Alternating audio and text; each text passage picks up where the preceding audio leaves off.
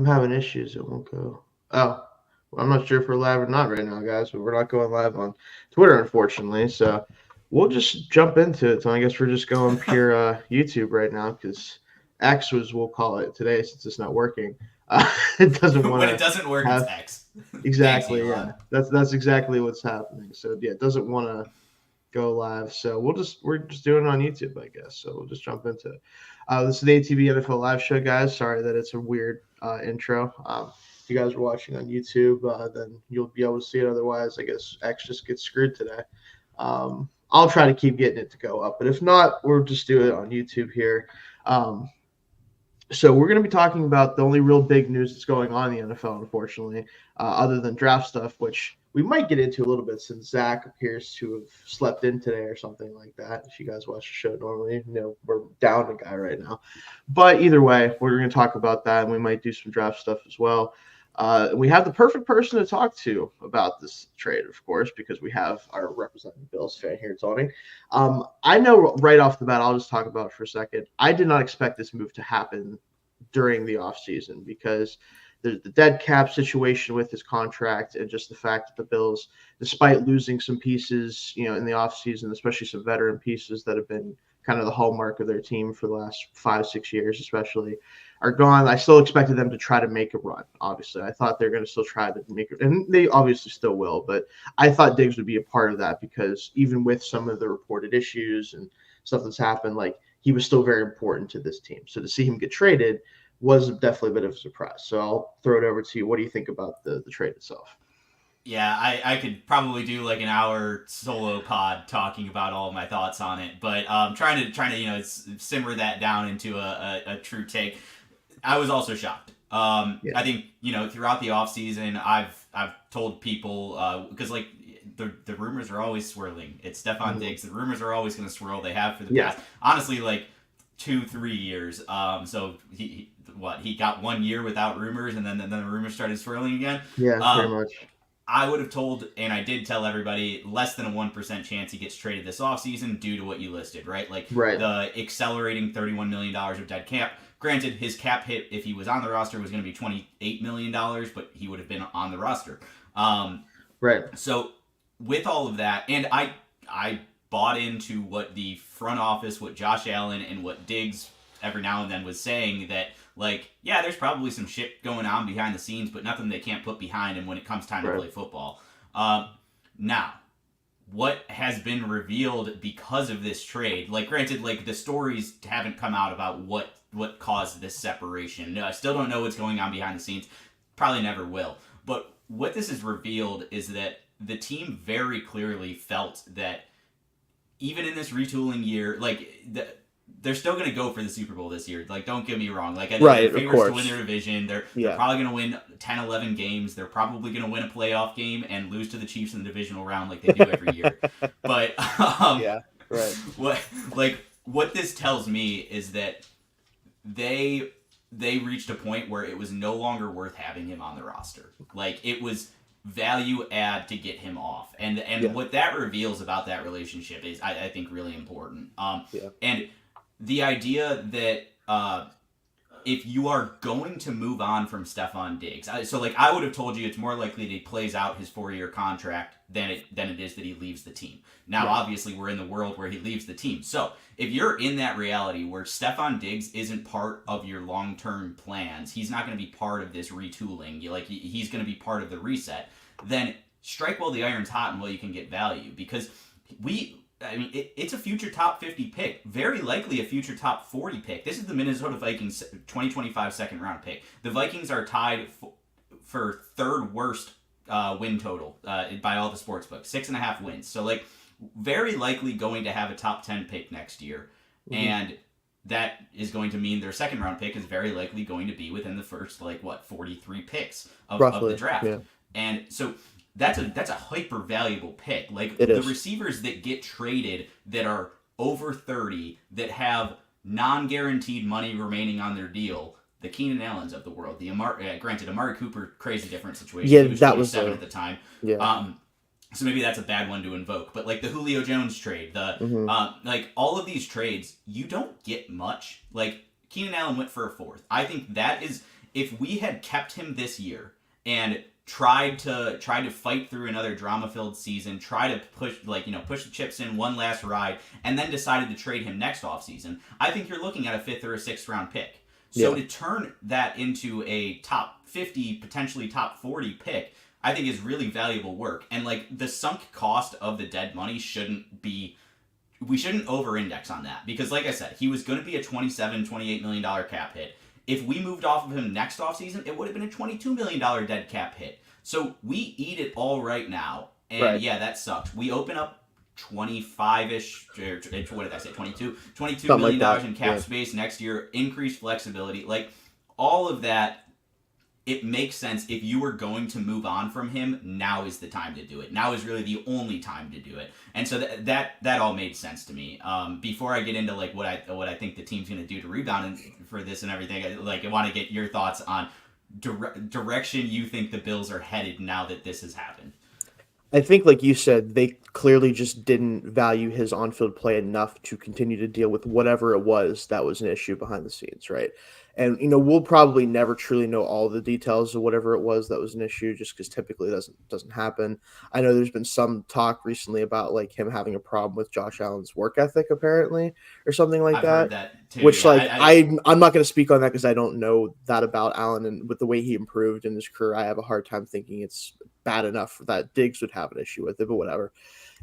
Ultimately, they value the culture of the team probably and what direction they're trying to go with that culture on offense, especially more than what Diggs could provide on the field. And let's not mistake, like, down the stretch, he was not as effective as he's been with his time in the Bills. Like, he had a hot start, but it just, and you could argue, like, is it the scheme? Is it Joe Brady coming in? Because he has struggled, it seems like, in his career as an offensive coordinator to focus on that number one target. But he's been productive as an offensive coordinator. So it's like, does that matter to you that much? Probably not. So there's a lot of reasons why it makes sense for them. And I think what I'm expecting them to do now is they still need that, like, alpha number one target. And I'm assuming they're hoping that someone that they view in that light is either available to them in the draft in the first round or is in striking range in that first round conversation where they can come up and maybe grab somebody that is being a little bit undervalued in their eyes, right? So that's what I assume the plan is, and I think they're going to hang on to that pick and not use it to, like, come up or something for a receiver this year. But getting that pick does give you the flexibility to say, hey, we have this extra, probably pick that's going to be in the 40s at the worst. If there's a receiver we really love and he's falling into like 15, 16, 17 range, maybe we can come up with that pick. Like, maybe that's a pick we can use to go get the guy that we hope is going to be our Stefon Diggs down the stretch, into the future here. So it gives them a lot of options, like you said. And I think we'll see how important they view having that other receiver next to, like, Shakir and Kincaid and the other guys they have on the roster once the draft rolls around. But that's my assumption right now is kind of the direction they're going. Yeah, I think you're spot on. Now, if I were running the team, right? And I think it's important, like, there's a lot of different subsets of Bills fans and what they want to do at the receiver position even before this news dropped, right? Like, exactly. There was a contingent of fans that wanted us to trade into the top 10 to go get another alpha. There was a contingent of fans that said they would burn their jerseys if we didn't come out of the first round with the wide receiver. And then there was a contingent of fans like myself that just understood roster building value a little bit better and knew that, like, as long as you come out of the first 3 rounds of the draft with a guy in this loaded receiver class, like, swing the bat a couple times, you're doing the right thing process-wise. Like, yes. So the way I view, and this is getting a bit more into draft talk, so probably a good thing that Zach isn't here, but, like, the way that I view this receiver class, right, is you have your 3 studs worthy of a top 10 pick. I don't believe the Bills should be talking to those players. It's just not realistic. Like, it's not worth it. And if you, like, can they afford to pull off the Julio Jones trade? Technically, yes. Sure. But we just had 4 years, call it 3.5 years of alpha elite Stefon Diggs, and the entire narrative the entire time was this isn't enough. So why would you sacrifice your ability to fill the roster to go chase another guy who could maybe be as good as Diggs? Like, you would just be back in the same exact spot and not have any assets to fill the roster. So cross those off your list. They don't matter to me. Like, they're incredible players. I love them on the team, but the cost you would incur to get those players onto your team would be non-viable. Like, so then there's the tier 2 receivers. I see that as like a 14 player tier. So what's the point of trading up into the top 20 to get yourself a Brian Thomas Jr. when I think that Xavier Legette, who you can get at 60, probably has the same exact like potential to hit. Like I would rather be picking in the middle to late end of that tier and not being the first team to grab the tier 2, right? Like it just philosophically it doesn't make sense, like, because I see them all as having the same likelihood of hitting. So my ideal strategy is probably to either trade back. That's best case scenario. Trade back, pick up another day 2 pick, and fill the receiver room by drafting 2 guys between rounds 2 and 4. Right. Call it a. I keep saying Xavier Legette. I actually don't even like him, but it's just a name in that tier, right? Yeah. Like, yeah. Take your Xavier Legette, come back with a Javon Baker, and boom. Okay, now you're taking the Green Bay Packers approach. You're getting on base. Yeah. Multiple times, and that's what you need. You just need a bunch of different guys who can play the position. And so, like, that's my ideal strategy. If we can't trade back, I would say draft trenches in round 1 and try to figure out receiver in round 2 and round 4. Like, I don't think we need to be chasing replacing Diggs. I think we should just be pursuing filling the room better than we ever have. And you don't need home run swings to do that. You just need to get on base. So like I just that's what I want. I want to see like trenches or trade back and then fill your receiver room in the middle of the draft. You don't need to hit a home run. Like, and then there's people saying trade for Brandon Ayuk and give him the contract. Like, no, don't do that. Get younger and cheaper, because that's what this whole thing has been about. So like I think the Bills are just fine if they add a couple B- type receiver profiles in the draft. Like that is all I see the team really needing. So I don't advocate for any big swings. That's fair. So one of the things I think is important to mention with this, and kind of like you mentioned already, having Diggs it helped Josh Allen develop. It really did. He really improved with a receiver like him on the roster. It did that for the Bills. But if we're being objective about it and we're being real, what else has it really done for them? And I'm not saying that Stefon Diggs wasn't a great player for them. He was. I'm not saying that the trade was not worth it, because it was. However, like you said, if Diggs isn't good enough as the wide receiver 1 with some pieces around him to get you past the Mahomes of the world and into the playoffs deep, is there a good chance that any of these other receivers that you could trade up for are going to do that either? Like, I love the top 3 guys. If any of them became Stefon Diggs in terms of production and talent, that would be a home run pick. Absolutely. So you need more than that. Like, you need that next tier up, which Diggs at different times in his career has been kind of in that conversation anyway. So like, you're hoping to draft Stefon Diggs essentially, and you're probably just not going to do that realistically, right? Like, it's just probably not going to happen, especially if you're not picking one of those top 3 guys. So like you mentioned, fill the room with capable receivers that Josh Allen can expect to do something for him.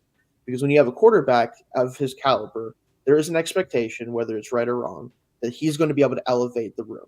He's going to be able to, because when you're paying a guy $50 million, whatever it might be, you're going to need to have that guy elevate the room. Like, that's kind of the conversation with some of the contracts that have been put out. Like, when you give Daniel Jones $40 million, is he going to elevate the receiver room? No, he's going to play slightly below the average of the receiver room, probably, right?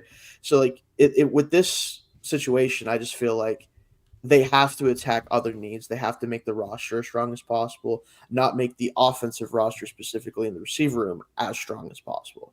Not with a quarterback of his caliber. It'd be different if it was a team that really needed their receiver room propped up, really needed like the quarterback propped up. I would understand that then. This is not the Bills situation. So I think in general, they should be looking to target receivers later, especially with the depth of this class. This is a unique class where you can get away with doing that.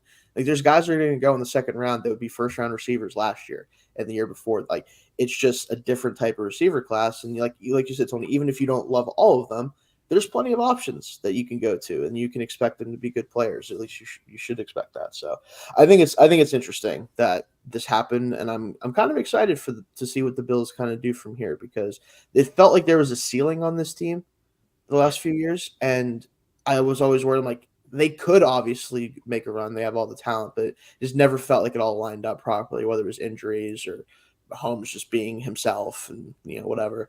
Like, it's been difficult. So curious what happens from here.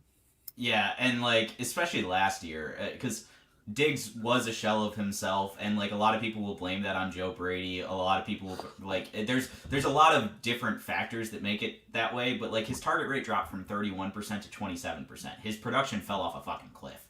Like that doesn't. It happened regardless. And, like the reason doesn't yeah, really matter as much as the fact that it happened to me. When the offense took a step up and Diggs took a step back, and then you hear about Josh Norman saying, "Oh yeah, Diggs would just check himself out for plays. That's why Trent Sherfield played more snaps than Diggs in the Week 14 Chiefs game, right? Like Diggs just didn't feel like being out there, and so why pay a 30-year-old $18.5 million in cash that you don't have to pay him if he's going to give you that?" And then like thinking about and it's unfortunate that his last play as a Buffalo Bill, one of his last plays as a Buffalo Bill was him dropping a perfect 65-yard dime, and then like looking back at Josh like, "Oh, you just missed me." Like I think that speaks volumes about what Diggs became at the end of his Bills tenure. Is he believed that he was better than everybody else on the roster, that he wanted it more, and that therefore he didn't have to, like, I don't know. He very clearly made himself not a part of that team by the end of it, and then he's the one who blew it at the end. I love Stefon Diggs. It was fun while it lasted. I don't want to beat down on him too hard for how things ended. Like, I'm always going to look back at this tenure with a lot of, like, positivity. Right. But at the end of the day, like, I think losing the name Stefon Diggs and the emotional attachment we've developed to this guy hurts a lot worse than it hurts on the field. Right. Now, if we want to get into what this means for the Houston Texans and like, a team in some ways going in a different direction, a different trajectory, I think he's in the right situation right now. Like, Matt Harmon, who does Reception Perception, I'd advocate for anybody to subscribe to that. You learn a lot about football from him. Very good. He charted Stefon Diggs and just recently put out its kind of analysis on the season. And I think something that was very clear was he's no longer like a deep threat. He's no longer that alpha number one who's going to take the top off and give you all three levels of the field. But he is an elite separator in the short to intermediate game. Yeah. And when you're thinking about the Houston Texans offense of last year and kind of what they were lacking down the stretch that really could have helped them out was they were a very run or deep ball play action type of offense. And there was no safety valve. I mean, Dalton Schultz, but come on. There was no real, like, on third down, this guy's going to be open, short, or intermediate, and I know that, so I can do that. Like, there was nothing like that on the roster. So I think he pairs really nicely with what they've got going. Is he going to be happy being the second option? Because he's the second best receiver on his own team right now. Nico right? Collins Nico Collins phenomenal objectively better. Yeah, and phenomenal. So all they're really going to ask the guy to do is get open on third down. And he's going to do that, and CJ Stroud's going to hit him. So I think the marriage is really good there, but I think it's important. It's because of who he is as a player now, where, like, they don't need him to be that deep guy because they got Nico. Like, they can now. You got Tank Dell coming back if he's healthy from his ACL, so. Yeah, so like they can utilize him the way that he probably needs to be utilized at this point in his career, which I think is like he wasn't what the Bills needed him to be anymore, but he's definitely what the Texans needed him to be this year. Yeah, I agree. I think the move for them, I do think it's interesting that they basically made it a 1-year thing. That changes everything. I got a lot on that. That was very interesting to me. I mean, but again, like, it feels like the Texans want to go for it this year. And I think I'm very impressed by what they've been able to do, obviously, just based off of last year.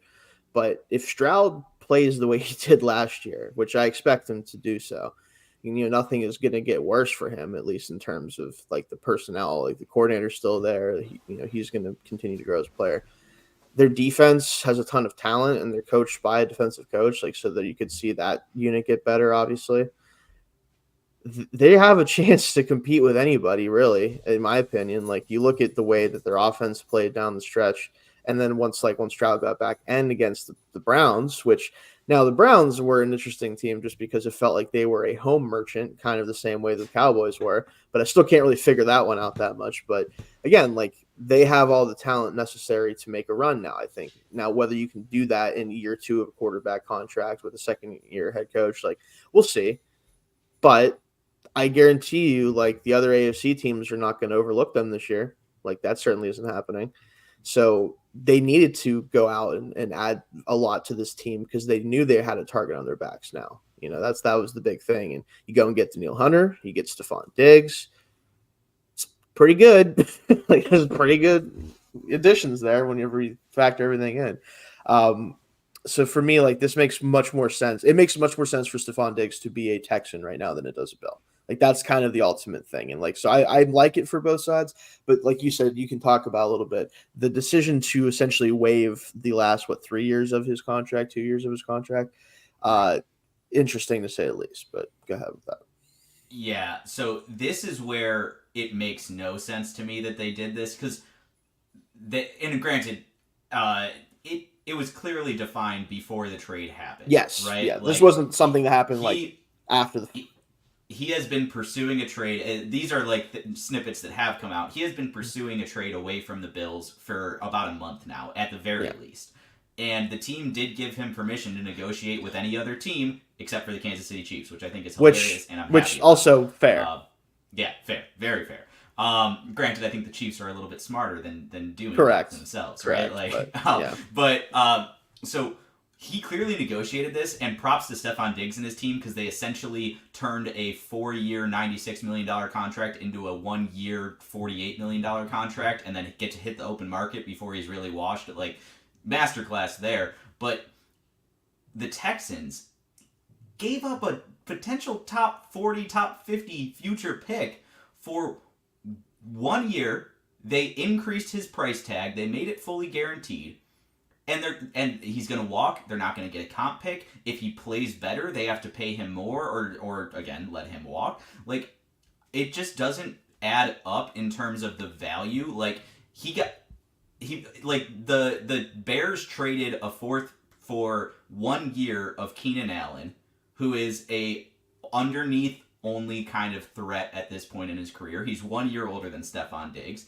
And the Texans just traded a future top 40 pick for the same scenario. Like, yes, Diggs a little bit better than Keenan Allen, but we just said that he's that underneath guy, right? Like, he's not going to play the alpha number 1 role anymore. So why give up a future top 50 pick for that? Like, that's where it doesn't add up to me. It's just like the Texans turned what should be a 4-year window where they're like making these types of bets into a 1-year window, and then they have to figure it all out again. And like, so that's just kind of like, it goes into like Daniil Hunter versus Jonathan Grenard. Like, they took the older player on the 2-year deal.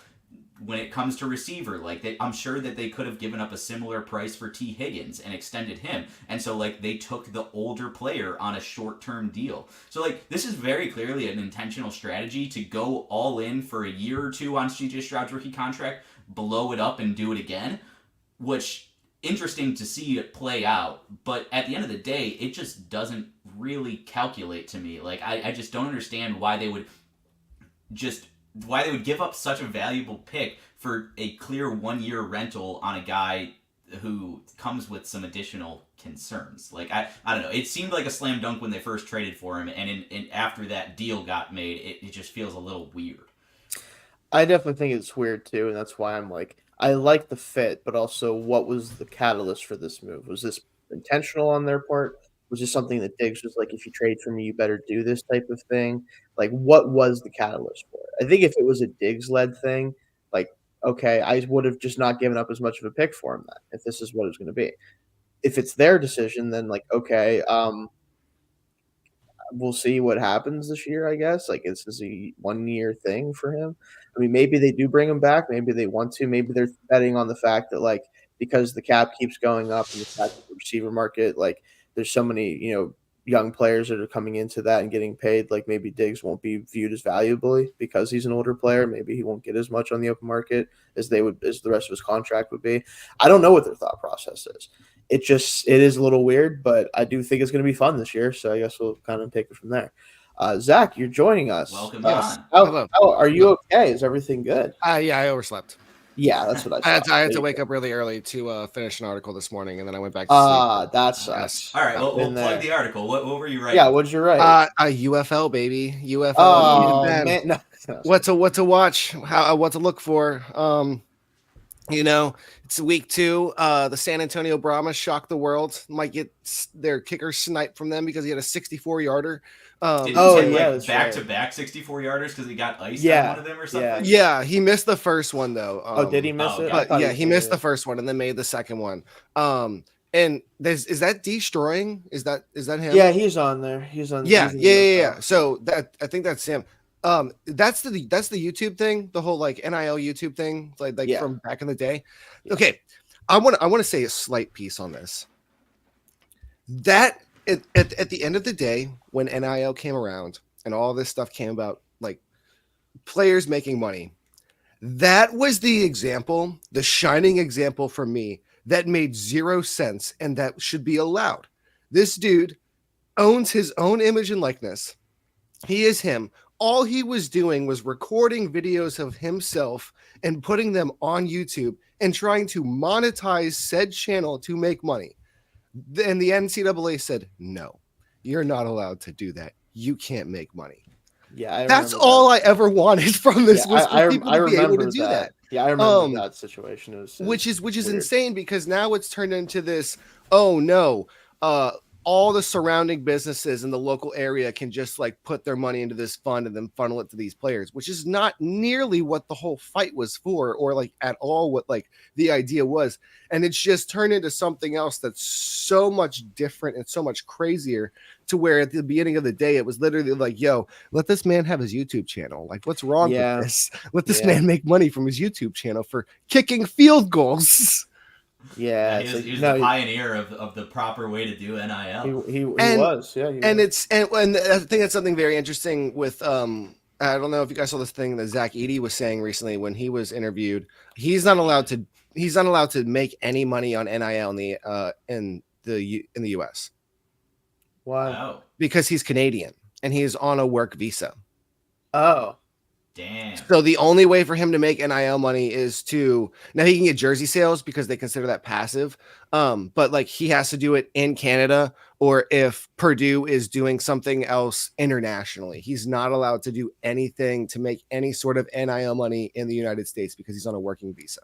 That's kind of messed up, but also like I guess it's good that he might make the NBA now. I don't know. I don't think he will. I don't know. I don't think he's getting mocked into the first round by a lot of people, which is kind of insane. No, okay. I have seen that. Having watched him, it won't. I have seen that. I have seen a lot of takes and a lot of opinions that his game does not transfer whatsoever. He is a fantastic college player, but they also don't have the inside the paint 3-second stuff that a lot of other like FIBA and NBA does. He's going to get eaten alive. His skill set is big. Is big. Yes, is very, very big. And he's very good at it. Yeah, very big. Big. No, just very interesting to see Jake Bailey's name pop up. Not Jake Bailey. Is it Jake Bailey? Not Jake That's Bailey. a punter, I believe. That's yeah, you're right. That's actually our punter. I was gonna say, is that not your punter? Yeah, that's what it feels like. I hated it when we got him. Crap, I forgot his name. Destroying UFL. Well, this is. I also saw he hasn't kicked a field goal since high school, which is like first one. Oh, so then maybe it's not him. Well, Destroying's not the one who made the 64. Destroying's the San Antonio Brahmas, the Michigan Panthers kicker. Yes, their kicker's the one who hasn't made a field goal since high school. Yes, until that field goal. Which he's the one that made a 64-yarder, which that's insane. Michigan Panthers kicker, 1 second. Yeah, but a lot of fun stuff happened. Jake Bates, that's why. Jake Bates, very close. Okay, yeah, very similar name. Yes, so 64-yarder with 3 seconds left to beat the show. No, not the Showboats. I can't maybe get past. I don't even know these teams' names. Yeah, man. I can't. I don't know the cities that are involved. It's not the only thing that I've really seen that's like kind of bad is that you have some people out there that are like not serious about it and just kind of being a bit like. There was a lot of chatter last weekend about like intentional injuries, and like some dudes like headhunting and stuff like that. And there was some rough rough replays of certain ones, and Kurt Benkert was like, "This is why I didn't go back." Like, I literally had dudes like chasing after me with the sole purpose of hitting me and hurting me, and I'm like, if that's happening, that's rough because That's not good. they don't get paid nearly enough to deal with that to be an issue. No. So possibly the officiating needs to tighten up if some unnecessary crap is going on. But besides that, I mean, it's semi-pro football in April. It's something. Yeah, I've definitely been throwing it on the TV in the background, but like if a college basketball game, women's college basketball game starts up, I'm flipping the channel pretty instantly. Oh yeah, no, I have had $10 on UConn to win it all since before the tournament started. I am very much waiting on it. Oh, I thought you meant UConn women's, and I was like, oh No. man, tough beat. I hate to break it to you, but no. UConn men's. I did have money on UConn women's last night, but Iowa made me a lot of money throughout the tournament. I placed either a $10 or $20 bet last year on UConn to win it all, and it went through. And then like after their season this year, and just how the bracket like pushed out, I did it again for another $10, and it's like the close. I'm just waiting. I'm not betting on anything else. I had a really good first weekend, and then I was like, I can't push it. One of the guys at work, he went to NC State, and so before the ACC tournament this year, he laid down like $50 on NC State to make the Final Four. It was plus whatever, and so he cashed out for $4,500, and he is there today, going to the game now. Wow, that's amazing. That's awesome. That's actually the Cinderella's happened, and I know this is college basketball talk, very out of our realm, but I know. So hilarious that Purdue has the chance to lose to a double-digit seed for like the 4th year in a row. Like, and it's in the Final Four this time, but like it's so poetic that it's gonna happen. But I also think it's worth noting. You said he put that bet on before the ACC tournament. Yeah, when they were not going to make the tournament. Exactly. Right. They had to run through the ACC tournament and then now do this run through as well. They like the run that NC State has been on is absolutely insane because and their players are so fun, which just adds to it. Like it's might be an NFL tackle prospects coming from like, that. At this point, this is like low key. It's kind of like a women's team with how much they've won because most teams don't win this many games in a row going into the tournament. Which is like insane. Like it's like the amount of wins that they have rattled off is absolutely, and that's how Virginia Tech made it last year. 4-game losing streak into the ACC tournament. Yeah, and then launched this like 9-10 game winning streak. Yeah, it's magical. Gosh, I love automatic bids. Yeah, some people don't like them, and I'm like, well, tough luck, buddy. You got a Final Four team from it, so think about what you're saying next time. Yeah, hey, that wasn't his point. That was not his point. I will defend it was a different. I didn't like the point he was making anyways, but people have really. He wasn't talking about that. It was a different thing. But no. Anyway, so if you guys want to know about college basketball, you got a little bit of that, or the UFL. So thanks for that, Zach. So we just finished up talking about it, but we can definitely get your thoughts on the Stefon Diggs trade. Yay I was at work. I was at work. Okay. It was wild. It's one of those things that you're just like, yo, it's not going to happen. It's not going to happen. It's not going to happen. And then finally it happens. I thought it was so, I'm not going to say messy, but like pointless for whoever leaked that stupid stuff that him and Allen got into it after the Jets game. I don't know if you guys have seen that. I didn't see that on Twitter. Yeah, I saw a little bit of that. Yeah. Who cares at this point? Like, hey, I would have been mad too. You lost to the Jets on a punt return. Well, apparently Allen snapped at Diggs, which I feel is a bit rough after watching that game because he did not have a great game either. Listening to what Tim Graham, so it was Tim Graham, writer for The Athletic, focusing on the Bills. So from what I heard of it, it sounds like Allen was talking with Kyle Allen, his backup QB, and they were just like discussing things. And Diggs went out of his way to like go over and talk a little shit to Allen. And so Allen just screamed back, "It was one fucking game. Get out of here."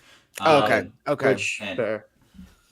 I mean, like we talked about how like the last memory of Stefon Diggs in a Bills uniform is him dropping a 65-yard dime that could have beat the Chiefs, and then looking back at Allen and going like, "Oh, you just missed me." A little bit over.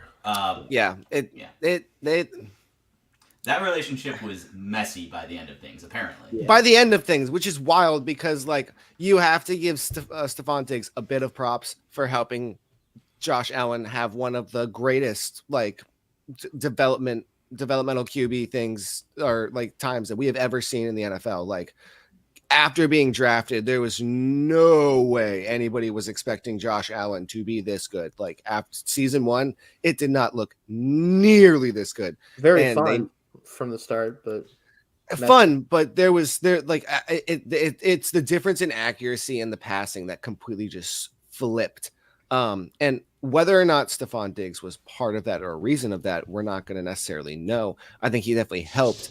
But there's no reason to think that the Bills can't that the Bills themselves also can't turn around and find somebody else to replace. I think my only concern about doing this is you did it and all you have right now is like Shakir.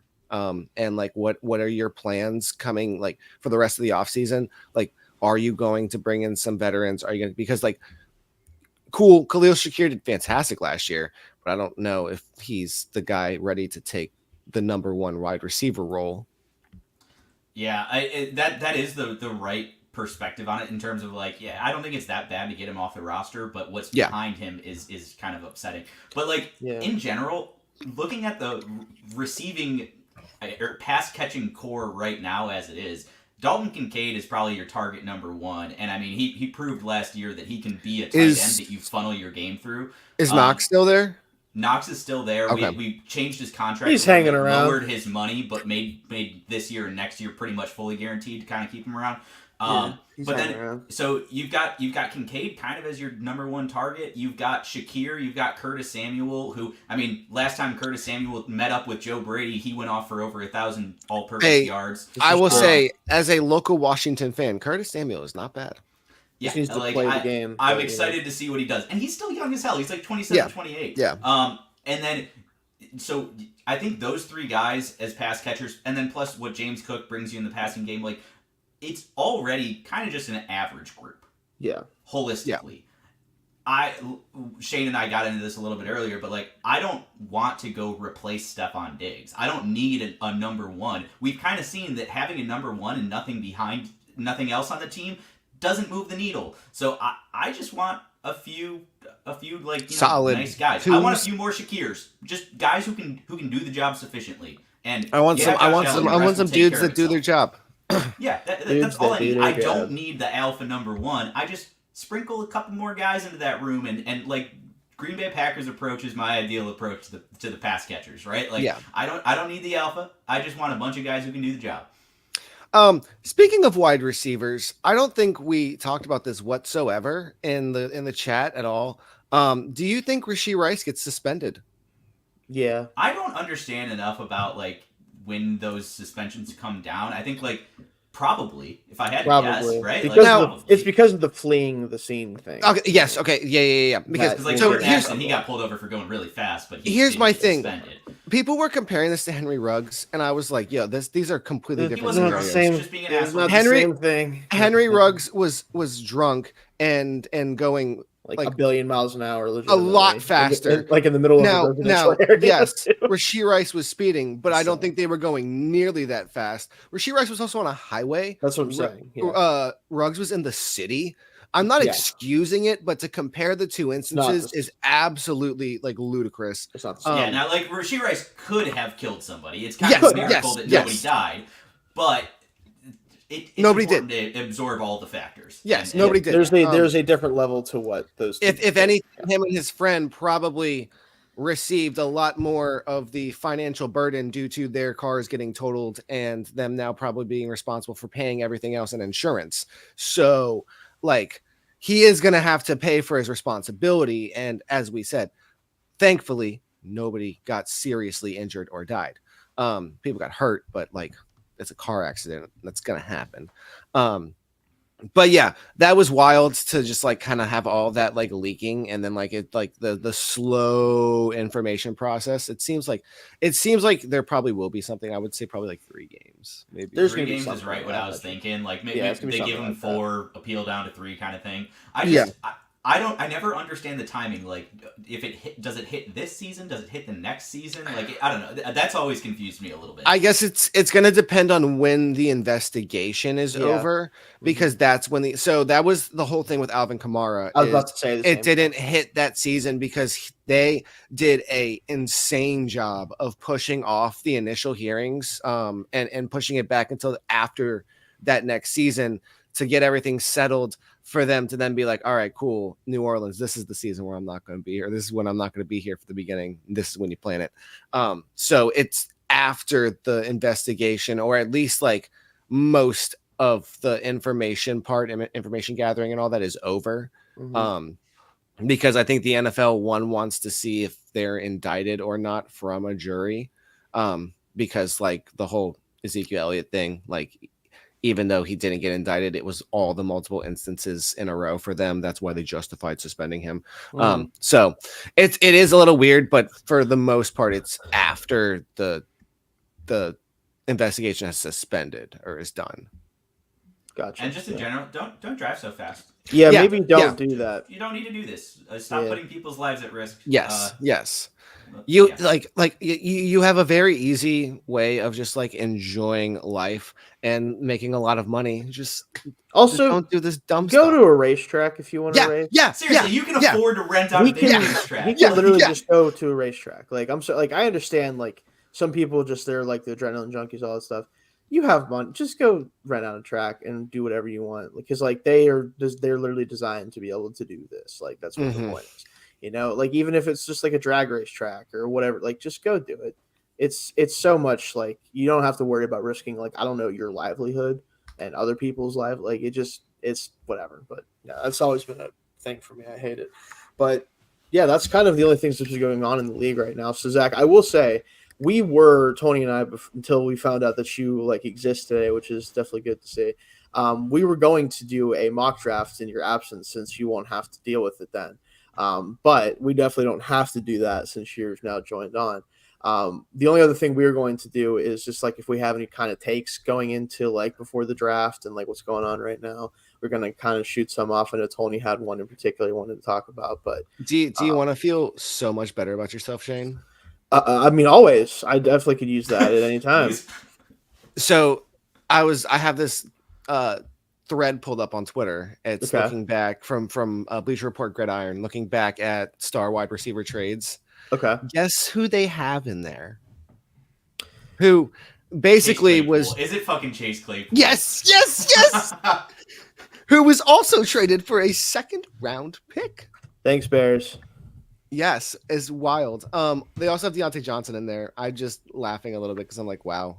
Yeah, that one I'm not as thrilled about, but it does. So one question from that I was gonna ask though is the top two on there are Stefon Diggs and Davante Adams. Okay. What do you think? Like, so I mean, obviously Stefon Diggs does still hold some value. Whether or not it's for a team like the Texans to make that decision in the window that they're on is a different story, but they took the swing. Who do you like? Do you think that the first and second for Davante Adams, given how weird the story has gone up there, is going to look worse for Las Vegas than the second round pick is going to look for Houston?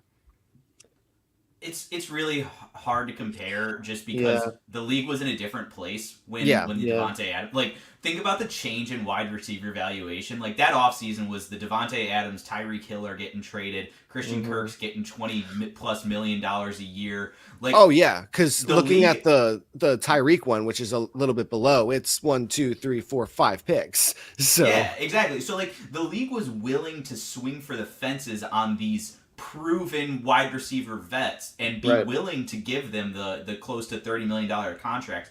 I think the league has done a complete heel turn in terms of how they value receivers now. Cash off. Sorry about that.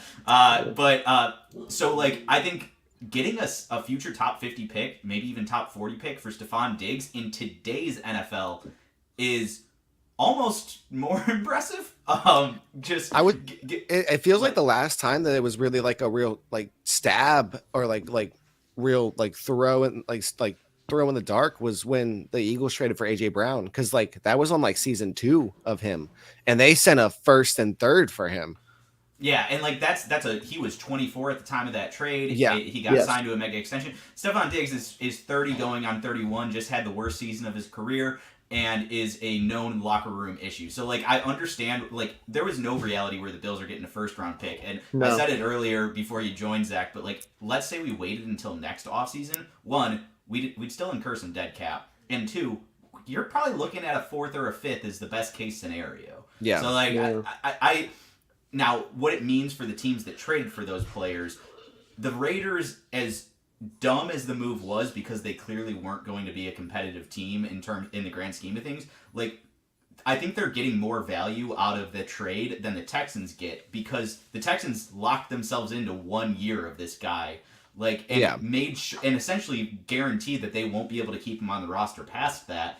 Meanwhile, the Raiders, they're getting term. They still have Devontae Adams. They're getting quality term. Like, so in terms of what value this player provides to the team that traded for them, I don't think the Raiders, looking back in hindsight, have anything to regret other than the fact that they weren't the right team to make that move. But they did get what they traded for, technically. Right, like Adams has performed the way that you want him to perform, and more importantly, the Raiders at the time of the trade were in a different situation they find themselves in now.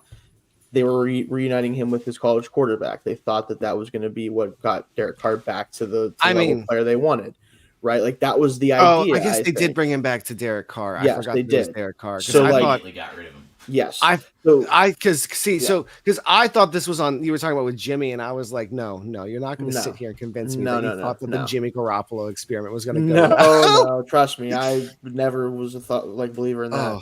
But the point is like their situation quickly changed after that move as well. Like they changed, they got rid of Carr. They obviously McDaniels had his issues and like everything. Oh, puppers. Anyway. So their situation also is different. Like the Texans, we know they have a solid foundation. They have a very like particular plan for their season. Whereas with the Raiders, we kind of didn't understand the move simply because of where they were. Like we didn't view them as a team that was a premium wide receiver away from contention. Whereas the Texans, you could argue that they are after what they did last year. So it is a different situation. I do think ultimately, unless they win a Super Bowl, is this move good? I don't think so, which is the issue. If they had kept his contract in place, it is. Then it's good. Then it's fine. Or if they re-sign him to a decent contract that isn't crazy, which I don't think they will. But if they do, then it also is probably fine or has a potential to be fine. But like, the 1 year deal part of it is the part that we are confused most about, Zach. So like we're right there with you. Tony, I know what. Oh, Zach, do you have some? Oh no! So my girlfriend was like, "Where are you guys? Like, you're not on Twitter. What's going on?" Yeah, Twitter's not working for some reason. Elon shut us down. I think he told us we can't give our takes on Stefon Diggs trade. It is on YouTube, yeah. But unfortunately, X was not. We're calling it X today because it's not working. So. The website formerly known as Twitter. Exactly. Yeah. When it's working, it's Twitter. When it's not, it's X. Exactly, and I think that's the right take on that situation. Speaking of takes, Tony, I know you had one in particular you wanted to throw out there, and I think based on what you said, I'm pretty sure I tend to agree, but I want to hear more about it. So go ahead. Yeah, and so like truthfully, it's kind of a half-baked idea, right? Like I haven't gone through the exercise to look at all of the other teams I could be comparing to, but it just feels this way. It does. And so the take at its root is that I think Caleb Williams is getting dropped into the best situation that a first overall quarterback has ever gotten drafted into. In Chicago? Yes, in Chicago. Okay. That writing that one in pen, in Sharpie even. But the reason I think this is, so one, the obvious. Usually the team that's picking first overall earned the first overall pick by sucking. Yeah. The Bears earned it by taking advantage of a hilariously inept franchise. And they let that franchise do the work for them in terms of getting them the first overall pick. So the Bears are a 9th overall team, type of team. And funny enough, last year, the Panthers were a 9th overall team, dropping a first round pick in. So like this is imperfect, but I think they were very different 9th overall teams though. I completely agree. And so, like, when you look at the foundation that the Bears have, specifically on offense, they have a, at worst, average offensive line. I think there's enough young players where you assume they're even going to get better, and they might add to the left tackle position, 9th overall. They can do that. So objectively, good offensive line. That's already better than most first overall quarterbacks get. Then you look at the pass catching group, and you have DJ Moore in the prime of his career. You have Keenan Allen in the twilight of his career, but we know that he is a Super damn good still. Underneath separator, kind of like I was talking about. He's a little bit worse than Diggs but they do the same thing right now where like you plug him in the slot and your quarterback never has to worry about a receiver being open. Like he always has that guy there. Behind them, I don't love the surroundings, but like I'm gonna say I have that behind them it's a little rough. Yeah, but they can add to the room, right? And yeah. Those are two. That's a 1A 1B situation. Like that is crazy good compared to what most guys get. And then like at tight end, Cole Kmet very serviceable. Gerald Everett very serviceable. And at the running back position, they've got some good players. Yes, probably too many. They shouldn't have. Swift was Swift, a weird. But it's fine. Well, like I think after because I will admit I am very very invested in watching Khalil Herbert play professional football. Well, we know. Yeah, understandable. He's on my fantasy team. My dynasty team. It was just the Virginia Tech thing. No. Yeah, it is the Virginia Tech thing because he was incredible. He was incredible that year. So they need somebody else to kind of take some of the other plays away from him because like they are asking a bit too much from him at times, and then he gets hurt.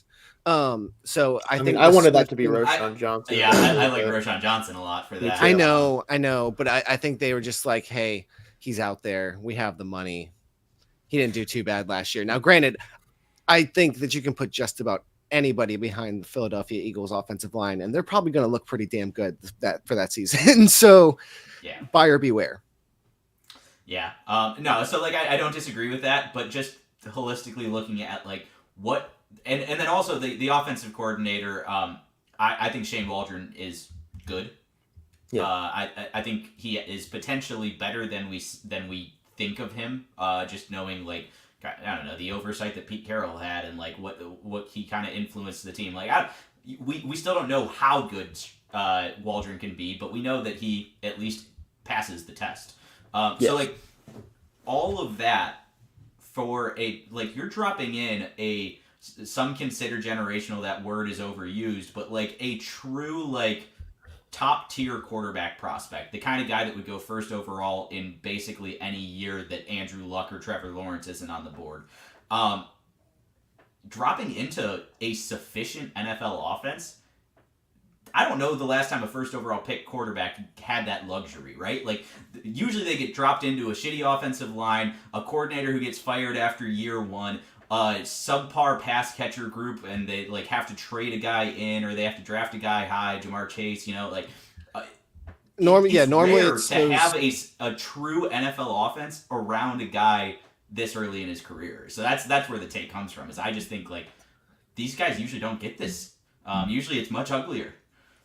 I also think combined with that, they have a solid foundation on defense as well, that they're not going to be fighting from behind as much, which they made give them credit on having the right idea of getting Montez Sweat instead of Chase Young. I'm still amazed that they sent both away, but I mean there's just so much on at least the starting roster and even some of the backups and reserves that's just like okay. I can definitely see them. Were they worst in the NFC North last year? Yes. Yeah. Okay. Yeah. I could see them making a worse to maybe not first, but at least to playoffs. Yeah. I don't know if we want to get into this today, or I know we're probably going to do division kind of talk. Yeah.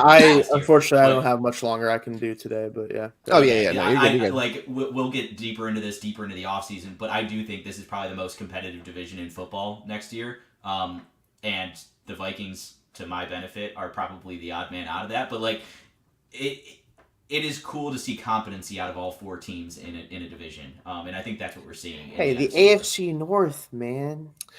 I would say the AFC East was the same, but because I wouldn't say that the Patriots were incompetent. I wouldn't say they were incompetent.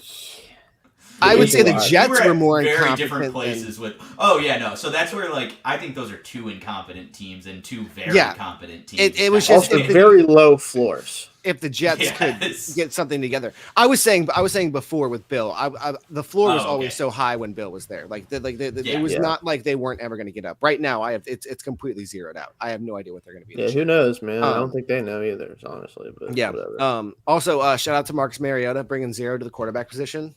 It's weird. It's weird. I don't know how I feel about it. It's weird. I'm always cool when someone does something for the first time. I always think it's cool. So 0, baby, 0. It's the amount of pass attempts they hope he had this year. It's really important who pioneers this, though. That's true. It had to be Marcus Mariota being the one to pioneer this means that nobody's going to repeat it. If somebody good, imagine if Jalen Hurts slapped the 0. Screw it, 0. Zero quarterbacks would be a new phenomenon. But who's been the most substantial 0 in the NFL? I mean, you could argue Chase Claypool because he's worth 0, not 0 to the team that he plays for. But I don't know. Who's worth 0? Talking about not many, right? Can't be many. Yeah, I think Naheem Hines wore the 0 for us last year, and the day after he announced it, he got hit by a jet ski and took it off. Yeah, that was a rough thing. Okay, so DeAndre Swift last year with the Eagles. Boo. Byron Young with the Los Angeles Rams. Oh yeah, he wore 0, huh? I have no idea what position he is. Especially like a nickel corner. Okay. Roquan Smith. Wait. Byron Young. Byron Young's the I was thinking rusher. Byron Murphy, the corner. Byron Young, Tennessee, rusher. 3rd round pick last year to Correct, LA. yes. Yeah, yep. Correct. Yeah. I liked him a lot. Roquan Smith. We talked about him in our show. Oh yeah, Roquan wears 0. I forgot about linebacker. That. Conversation ends there. That's the one. Yeah. Calvin Ridley and Braxton Berrios. Boo. Also Paris Campbell. Boo. T. Higgins. Same player. Wait. Oh no, never mind. He changed his number. Never mind. He changed his number. Yeah, never mind. He's 5. Never mind. Yeah, he's 5. Never mind. He changed his number. It just that it started with this is the 0 article, and then I was like, oh, and these players also changed their number, and I was like, wait. Oh, right. I see. All right. So Roquan Smith kind of decided. Yeah, Roquan Smith. Yeah. Roquan Smith is the one then for sure. But yeah, I'll just give my thoughts real quick on the Bears situation before I have to get out of here. I do think, at least in my memory, right, it's the best situation I can think of because this is also kind of a unique thing because, a lot of the time, the very top quarterback in a class, right, they're at least playing at a program that, did a decent amount around them, right? Their offensive line might be pretty good. The receivers might be really good. Play whatever.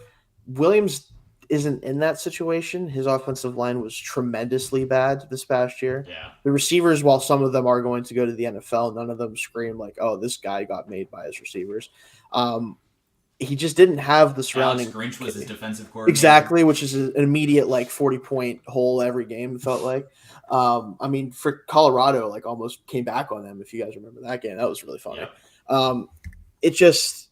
I think it's unique because he's going to come into the NFL with the first overall pick team and be in a better situation, even given the context of the NFL talent around him. Even within that, giving that context, he'll have a better offensive line than he had in college, not just from a talent standpoint, but from a comparison to the rest of the league. He'll have much better receiving core. I do wonder, I think Waldron's a really good offensive coordinator. He's kind of who I wanted the Steelers to go after, actually, and they didn't do that, which whatever. But he's a really good player. I think Lincoln Riley, though. For sure, unfortunately. That Lincoln Riley offense was whatever the hell that was about was weird. Yeah, still not sure about that one. But you're right. I think that he has a chance to hit the ground running in ways that a lot of first overall quarterbacks just generally don't get. Even Stroud last year, going number 2, we didn't think his situation was great until it was, and it's holy shit. Exactly, yeah. But it's still on paper, this one looks good, and they have players who we know can produce, who have produced already at receiver, especially. It's very interesting because he has the solid setup, whereas with Joe Burrow going to the Bengals, it was him and T. Higgins against the world the first. This doesn't look good, but then all of a sudden the Bengals did the most non-Bengals thing ever, and built a franchise around a quarterback. And I think they have a lot to thank for Joe's ACL going out in his rookie year, because that allowed them to get Chase. They probably would have landed a little bit worse in terms of draft position. That's true. So, but they've, you have to. They didn't. It's not the same as them, but they did they give them their flowers for how they turned it around and actually invested correctly. But yeah, no, it's going to be interesting to see what the Bears do, because they do have an opportunity to like immediately just start competing. Although I would caution, and I've been echoing this to a bunch of people recently and talking about it. Like, yeah, he's going to start from day one, but don't have the expectations too high. That's not fair. It's not fair on him. Yeah.